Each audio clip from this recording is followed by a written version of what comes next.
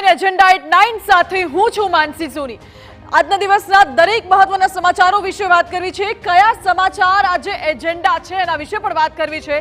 સૌથી પહેલા વાત દરિયાઈ આફતની, સૌથી પહેલા વાત એ વાવાઝોડાની। દેશ પર મોટી દરિયાઈ આફતના એંધાણ છે। સવારે 8:30 કલાકે ડીપ ડિપ્રેશનમાં ફેરવાઈ ગયું છે। એ વાવાઝોડું બંગાળની ખાડીમાં સતત આગળ વધી રહ્યું છે। આ ડીપ ડિપ્રેશન વાવાઝોડુંનું નામ રેમાલ છે અને 8 કિલોમીટર પ્રતિ કલાકની ઝડપે આ રેમાલ વાવાઝોડું આગળ વધી રહ્યું છે। મહત્વના સમાચાર કે અત્યારે વાવાઝોડું ડીપ ડિપ્રેશનમાં ફેરવાઈ ગયું છે। આજે રાત સુધીમાં સાયક્લોનિક સર્ક્યુલેશનમાં ફેરવાઈ જશે અને આવતીકાલ સવાર સુધીમાં સિવિયર સાયક્લોનિક સર્ક્યુલેશન સર્જાશે, એટલે કે આ વાવાઝોડું આ ચક્રવાતમાં ફેરવાઈ જશે અને આવતીકાલ સવાર સુધીમાં આ ચક્રવાત વધુ તીવ્ર બનવાનું છે।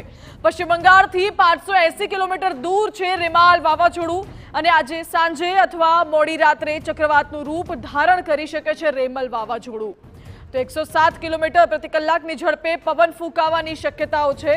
26મીએ સિવિયર સાયક્લોનમાં પરિવર્તિત થઈ શકે છે રેમલ વાવાઝોડું અને 26મીએ મોડી રાત્રે 120 થી 130ની ઝડપ સાથે આ વાવાઝોડું ત્રાટકી શકે છે। 26મીએ મોડી રાત્રે પશ્ચિમ બંગાળના સાગર દ્વીપ અને બાંગ્લાદેશના ખેપુપરા વચ્ચે લેન્ડફોલ થવાની પણ શક્યતા છે। પશ્ચિમ બંગાળ પર રેમલ વાવાઝોડાની સૌથી વધુ ગંભીર અસર થઈ શકે છે। રેમલ વાવાઝોડું ખૂબ જ ઝડપથી અત્યારે આગળ વધી રહ્યું છે। ડીપ ડિપ્રેશનમાં ફેરવાઈ ગયું છે આ રેમલ વાવાઝોડું।